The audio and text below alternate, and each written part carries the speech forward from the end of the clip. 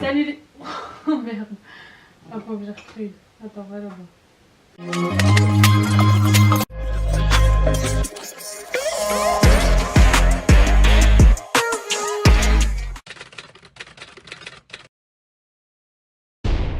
Salut les gars, j'espère que vous allez super, hyper bien. Aujourd'hui on se retrouve pour un 10 faits sur moi. Bon ok, 10 c'est pas beaucoup, mais en même temps c'est déjà pas mal. On va commencer tout de suite. Je mesure 1m62. Oui, petit. Mais en même temps, qu'est-ce qui est petit mini? J'ai jamais complexé là-dessus parce que voilà, hein, c'est la nature, c'est la vie, hein, je vais pas grandir plus que ça. Mais d'un autre côté, ça va venir avec le deuxième fait, vu que je porte assez souvent des talons assez grands. Ben, du coup, le problème ne se pose pas. Enfin, le problème, c'est pas un problème. Du coup, je peux voir la vie comme à peu près la normale. Donc, le deuxième fait est j'ai plus de 30 paires de chaussures. Alors oui, pour certains ça peut être énorme, pour d'autres pas beaucoup. Mais ouais, je collectionne les chaussures. D'ailleurs sur Instagram j'en poste quand même pas mal, mes nouvelles trouvailles. Si vous ne me suivez pas sur Instagram, n'hésitez pas à le faire. La plupart c'est des chaussures à talons, j'aime bien les baskets aussi. Sauf que je suis le genre de nana qui a 15 000 paires de chaussures, mais qui n'en portera qu'une. Qui n'en portera qu'une le temps que celle-ci s'use. Troisième fait qui a un rapport avec mon physique, c'est que je suis une curly, donc une nana qui a les cheveux bouclés quoi, depuis 2012 seulement. Parce que je vais vous mettre, je sais pas, quelque part par là. Quand j'étais plus jeune, je me faisais des brushings, lissages, je me faisais des lissages et ouais, j'en ai fait non-stop jusqu'à mes 18 ans je crois.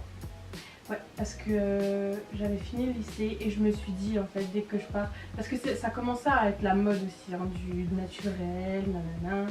Et donc je me suis dit voilà, tu commences une nouvelle vie, tu entames tes études supérieures, donc autant changer physiquement. En fait c'est marrant parce que les gens qui m'ont connue pendant toute mon enfance et mon adolescence jusqu'au lycée, bah, ils m'ont toujours connu les cheveux lisses. Et ceux que j'ai rencontrés après m'ont pratiquement jamais vu avec les cheveux lisses. Ouais. Alors ça vient avec le fait que je regarde pratiquement jamais la télé. J'ai jamais terminé, ou j'ai rarement terminé une série. Alors en fait, quand j'ai terminé une série, en fait c'est parce que c'est une série de 2 saisons avec 10 épisodes dedans. Donc peut-être qu'il y a 40 minutes pour les 10 épisodes, mais au moins il n'y a pas beaucoup de saisons que les séries où il y a 15 milliards de saisons. Franchement, je les ai jamais terminées. Il y en a quelques-unes qui sont en cours. Je vais pas dire lesquelles parce que j'ai archi envie de me faire spoiler parce que je suis quelqu'un de trop spoilable. Et même des séries qui sont terminées depuis des années. Des gens dans mon entourage ont déjà fini, mais alors moi j'ai pas fini. Et c'est pas l'envie qui m'en manque, c'est juste que je suis pas... je regarde pas trop les films, trop les séries. J'aime bien regarder, mais je veux dire c'est pas mon passe-temps favori. Enfin un fait en rapport avec la bouffe. Je déteste le mélange sucré-salé. Pourquoi je sais pas, c'est un goût qui j'aime pas du tout, ça me dégoûte, je comprends pas comment, j'ai l'impression qu'on mélange en fait pizza et Nutella. Pour moi la pizza hawaïenne par exemple, elle n'a même pas lieu d'être, je comprends même pas qu'elle puisse exister. Vraiment je supporte pas ça. Il y a une fois où mon frère il avait fait de la nourriture et il avait fait un truc asiatique, la nourriture asiatique il y a beaucoup bien. Quand même du mélange sucré salé quoi. Et il avait fait une sauce au miel. Et donc du coup on n'avait pas mangé ensemble, donc du coup je m'étais servi, j'avais mangé et quand j'ai senti le goût sucré, j'ai pas pu finir mon plat. Donc c'est tout, je le mets de côté, etc.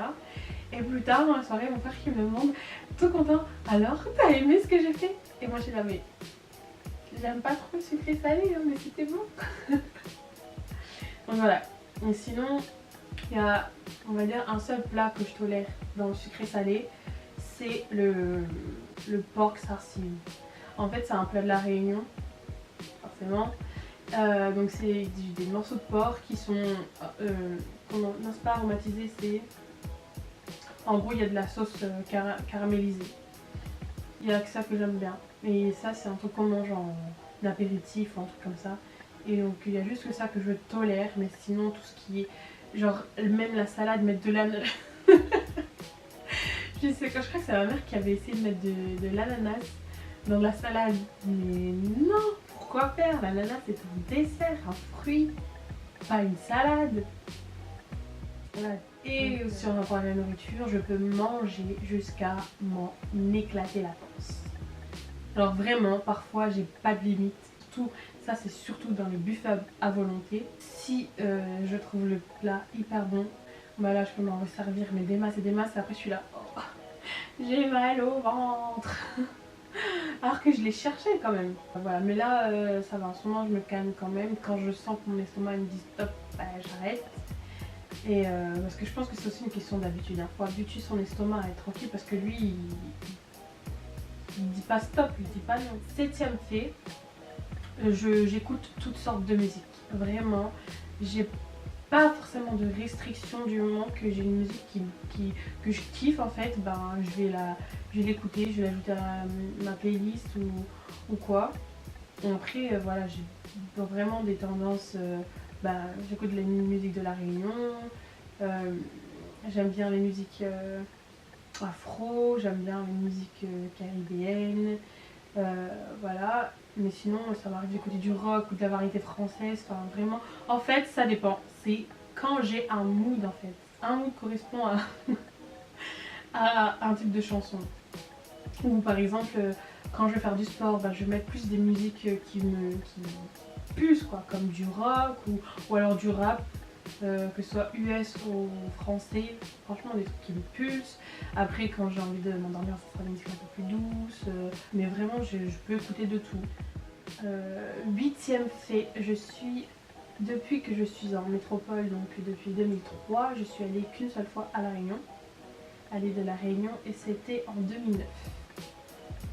Voilà. 9e fait, je parle le créole réunionnais, donc voilà, je parle pas forcément de manière hyper fluide tout le temps, parfois je cherche mes mots, mais je suis contente de pouvoir dire que je parle le créole réunionnais, que je le comprends. Et la dernière fois je m'étais même étonnée que mon accent qui ressort, parfois on me dit quand je parle créole, ou même quand je parle français, que j'ai l'accent qui ressort. Alors parfois c'est flagrant quand même, parce que par exemple à La Réunion on appuie bien sur les R ou quoi, et du coup parfois quand je l'entends, ça me fait un peu rire. 10e fait, c'est que j'adore les langues. J'adore les langues vivantes, genre tout ce qui est les langues étrangères, forcément j'aime beaucoup. J'aime bien l'anglais, j'aime bien l'allemand, j'aime bien l'espagnol, j'aime bien diverses langues. Et voilà, même si j'ai fait l'allemand à l'école, j'aimerais bien le reprendre parce que je trouve que franchement c'est trop la classe quand tu maîtrises plusieurs langues comme ça. Franchement c'est le kiff. Moi franchement si un jour je peux maîtriser plusieurs langues, ce serait vraiment le top du top. Là par exemple je suis en train d'apprendre l'espagnol et l'arabe. Bon, je suis en train, ça fait quand même une paire de mois, une paire d'années que j'ai les coffrets là, mais c'est en cours, c'est une volonté, c'est un objectif. Pour un signe vierge, pas très carré, mais bon. Donc voilà, on a terminé les 10 faits sur moi. Donc j'espère que cette vidéo vous aura plu. Si elle vous a plu, laissez un petit pouce bleu. Mouah, quoi. À bientôt.